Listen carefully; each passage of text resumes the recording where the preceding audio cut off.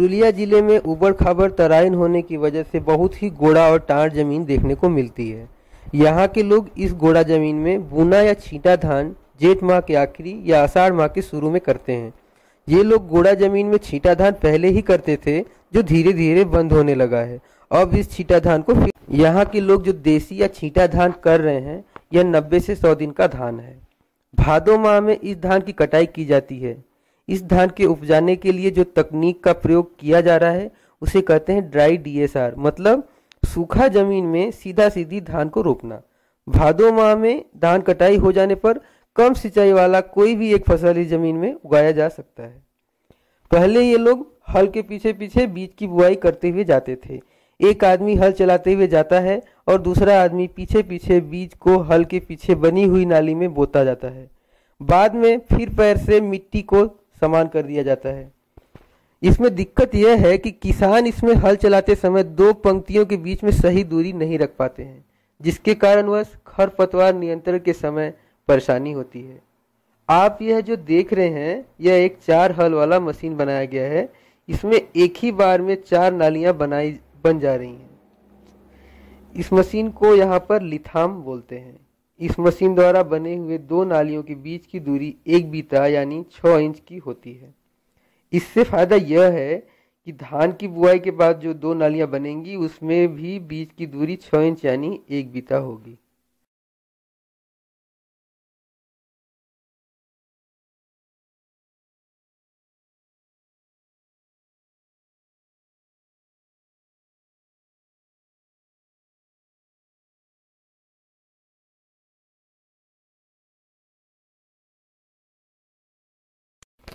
इसमें एक फायदा यह भी है कि 1 बीघा जमीन पर बीज बोने में सिर्फ 2 घंटा ही समय लगता है, जिसको 3 लोग मिलकर कर सकते हैं।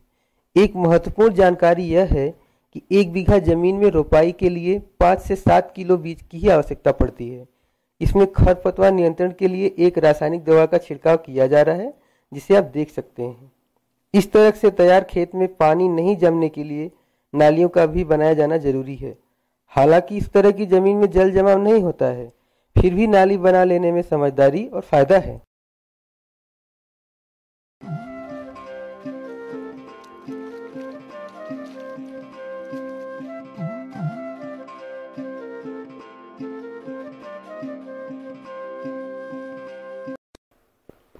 यह तकनीक जो आप लोग देख रहे हैं उसका अपना एक इतिहास है।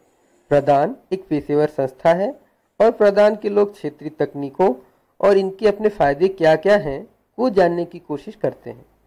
पुरुलिया में प्रदान के लोगों ने जब तकनीकों की जानकारी लिया तो पता चला कि यहाँ के दादा और दीदी इस प्रकार की जमीन को टाण जमीन या गोड़ा जमीन बोलते हैं और इस जमीन पर धान को मुख्य फसल के रूप में उगाते हैं।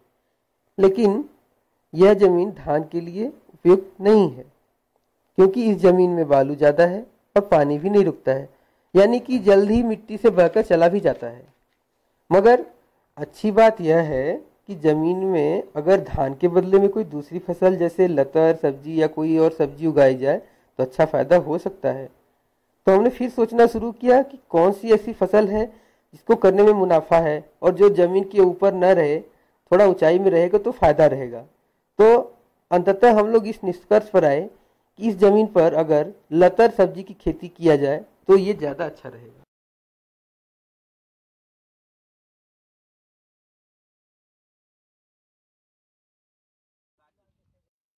ये मेरा जमीन है। इसमें क्या लगाए हैं? इसमें नेनुआ लगाए हैं। कैसे लगाए हैं थोड़ा बताएंगे? ये हम लोग पौधा से पौधा 3 फीट और लाइन से लाइन 4 फीट के दूरी में लगाए हैं। एक एक गड्ढा में 3-3 बीजा डाले हैं। इसको हम लोग सीधा सीधा करके लगाए हैं ताकि जब सीधा मचान लगाए तो पौधा सीधा ऊपर जाएगा। पहले से ही क्या मचान बनाते थे आप लोग? पहले तो सब दादा दीदी झाड़ी बनाकर ही खेती करते थे। ये मचान करने के बाद बहुत सुविधा हुआ है। झाड़ी लगाने से बहुत दिक्कत होता था। फल तोड़ने में दिक्कत, दबा डालने में दिक्कत, दिक्कत हर काम में। पहले हम जमीन मापी किए, फिर कतार में बीज बोए। मतलब कतार में सीधा सीधा बीज गिराना जरूरी है। अगर मचान कर रहे हैं तो मचान के लिए कतार को सीधा रखना है। इसके बाद बीज बोना है। जब 3-4 पत्ती आ गई तो हमने खूंटा गाड़ दिया। उसके बाद खूंटा के माध्यम से स्टेकिंग किए और लोहे का तार लगाए। फिर इस तार की सहायता से जाली बांधे। इसके लिए 4 मजदूर का ज़रूरत पड़ा था, लेकिन अगर दादा और दीदी दोनों मिलकर मचान लगाएंगे तो 2 दिन में काम पूरा हो जाएगा।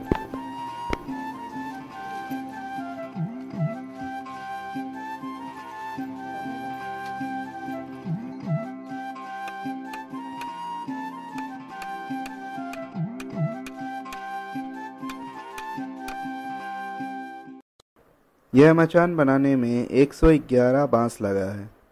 सूता 1 किलो 800 ग्राम लगा है।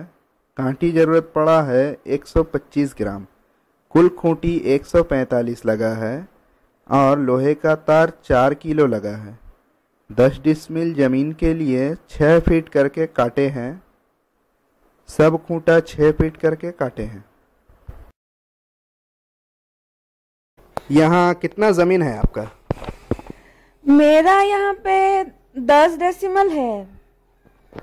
तो उसमें आप क्या लगाए हैं? खीरा। अच्छा, 10 डिसमिल बोले ना, तो इस 10 डिसमिल ज़मीन में अभी और क्या प्लान किए हैं? प्लान बोलने से अभी खीरा के बाद उसमें सेम देंगे, सेम के बाद भिंडी लगाएंगे, भिंडी के बाद कुछ दिन बाद बैंगन लगाएंगे, फिर वो आपकी भाषा में क्या कहते हैं, बरबट्टी लगाएंगे। ऐसे करके मोटा मोटी 6 फसल इस जमीन से लेंगे।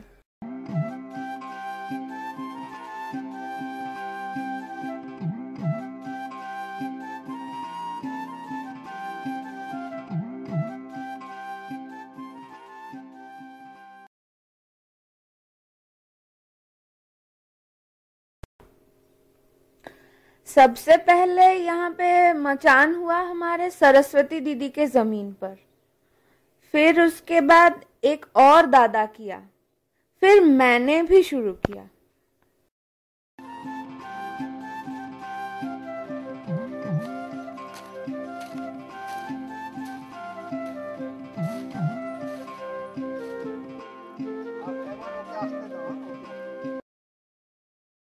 पिछले साल 5 से 7 किसान ऐसे खेती किए थे। इस साल उन लोगों का फायदा देखकर करीब 70-72 किसान इस तकनीक से खेती किए हैं।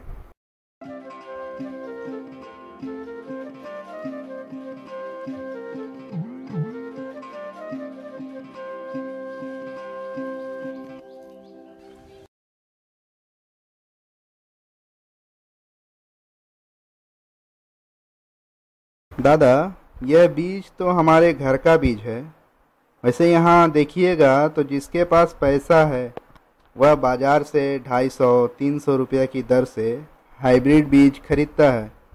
हमारे पास तो इतना रुपया है नहीं, तो हम लोग घर के ही बीज को अच्छी तरह से तैयार करते हैं। पहले सूप में हम घर के बीज की अशुद्धियों को छांटकर उसे बाहर निकाल देते हैं। उसके बाद साफ पानी में धान को धोकर सभी गंदगियों को हटा देते हैं। उसके बाद हम लोग धान को पानी से निकालकर नमक पानी का घोल बनाते हैं और फिर उसमें धान का उपचार करते हैं।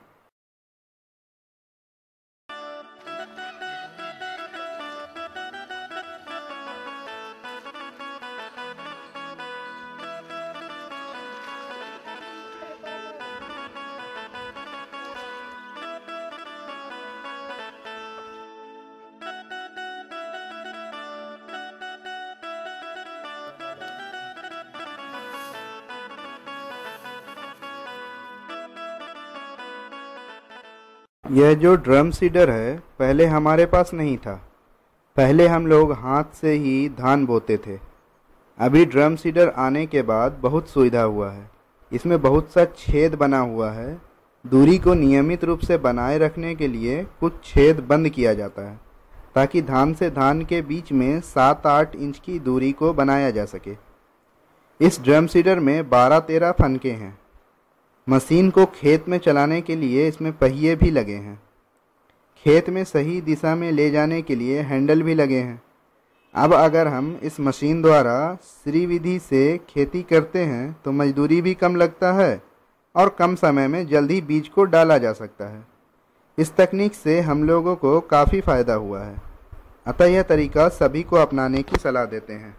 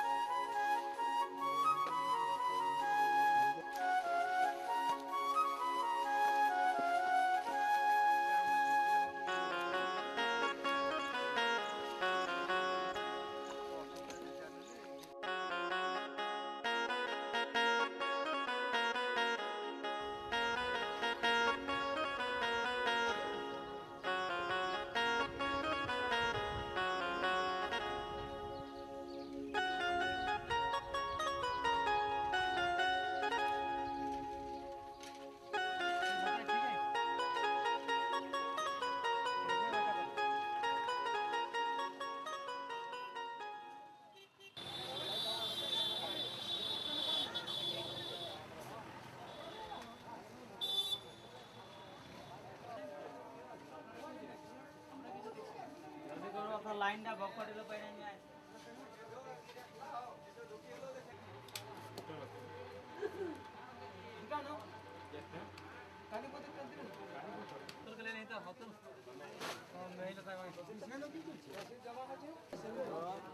কি ভাবছেন যে মানে উঠা উঠান দিয়ে দিলে হয়ে যাবে?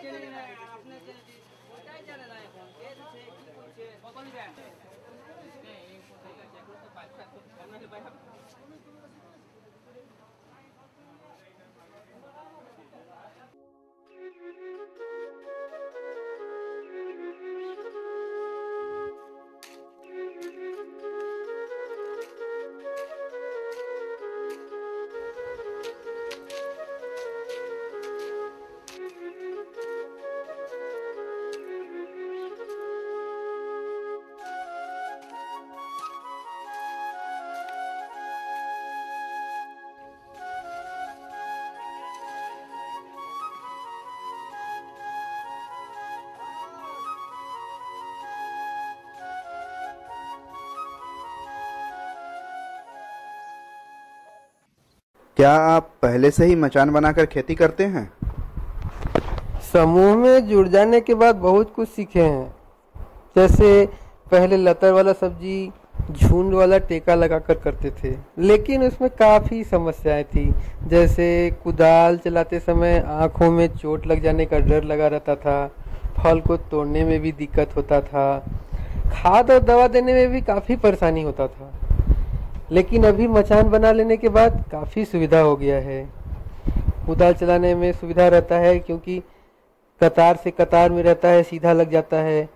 आँखों में चोट लगने का भी डर नहीं है। दो कतारों के बीच में आना जाना भी काफ़ी आसान हो गया है।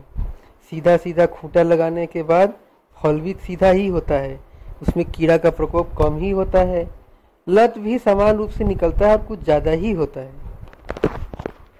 अच्छा, अभी तो आप एक दिन में 40 किलो फल तोड़ रहे हैं, तो पहले जब मचान नहीं था तो कितना फल तोड़ते थे? उस समय 20 से 25 किलो तोड़ते थे। मोटा मोटा ध्यान से दीजिए तो उपज दुगना हो गया है। अच्छा, उपज बढ़ा है। आज फल तोड़े हैं क्या? हाँ दादा, आज फल तोड़े हैं। कितना तोड़े हैं? आज 40 किलो तोड़े हैं। उसमें से कितना खराब निकला है? 3.5 किलो जैसा खराब निकला। पहले तो 40 किलो तोड़ लेने पर 10 किलो जैसा खराब हो जाता था। अच्छा, रेट कैसा मिल रहा है दादा? अभी ठीक रेट मिलता है? फल सीधा है, इसीलिए रेट भी ठीक ही मिल जा रहा है।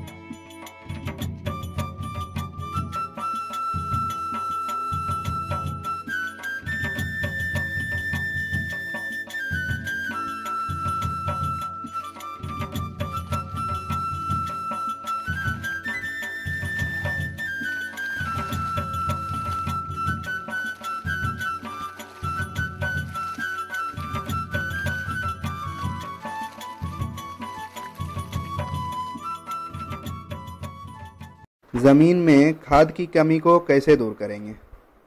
अगर लतर दलहन की फसल करते हैं तो इससे ज़मीन को काफ़ी मदद मिलता है।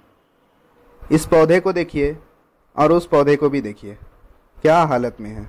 यह इसका डाली है और इसकी ऊंचाई देखिए कितना है, क्योंकि इसको खाना मिल रहा है। इसकी गुणवत्ता देखिए और इसकी गुणवत्ता देखिए। मैंने लौकी खेती करके 30 दिन में 30 मन लौकी तोड़ा था। उससे मुझे 7,500 से 8,000 रुपये का फ़ायदा हुआ। अभी सेम में 5,000 तक कमाई हुआ है। वो मचान में मैंने जो 2,500 रुपये खर्च किया था, उसी से मैं एक और बार में 20 से 22,000 रुपये तक कमाऊंगा ही कमाऊंगा।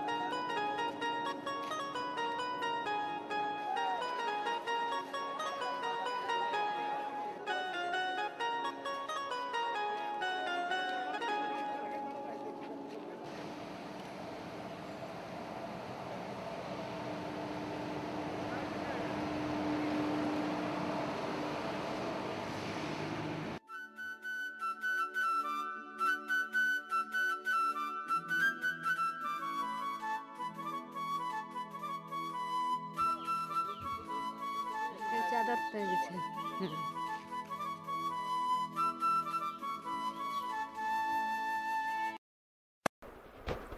लौकी में इसमें 10 डिसमिल ज़मीन है। इसमें मैंने एक दिन में 50 केजी तक फसल उठाया है। दाम कैसा मिला? दाम तो इस बार अच्छा मिला था, 14-15 रुपये केजी।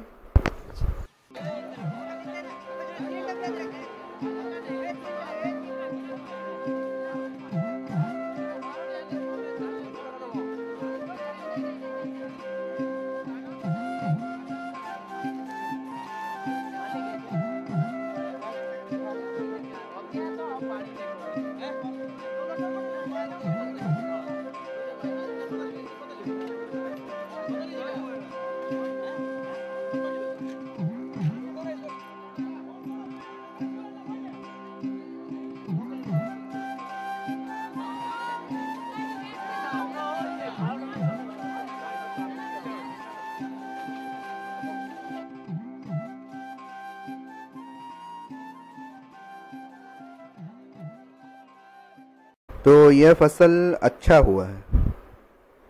फसल तो ज़मीन से होता है। ज़मीन मतलब लैंड एनरिचमेंट के लिए या ज़मीन में खाना बढ़ाने के लिए आप लोग कुछ सोच रहे हैं?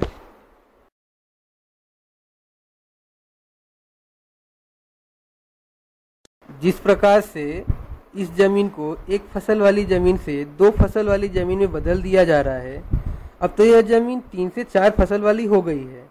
इसके साथ साथ हम लोग जमीन की गुणवत्ता में सुधार के लिए जैविक खेती की शुरुआत प्रयोग के तौर पर कर रहे हैं। जैसे गाय मूत्र से जीवामृत, मतलब एक प्रकार का जैविक खाद, और कुछ अन्य जैविक कीटनाशकों को भी बढ़ावा दे रहे हैं। इस तकनीक से एक बड़ा लाभ यह है कि एक फसल की कटाई या खत्म हो जाने के समय पर आप कोई दूसरा फसल को इसी जमीन पर लगा सकते हैं। तो इस प्रकार से 2 फसल के बीच का अंतराल भी कम होता जा रहा है।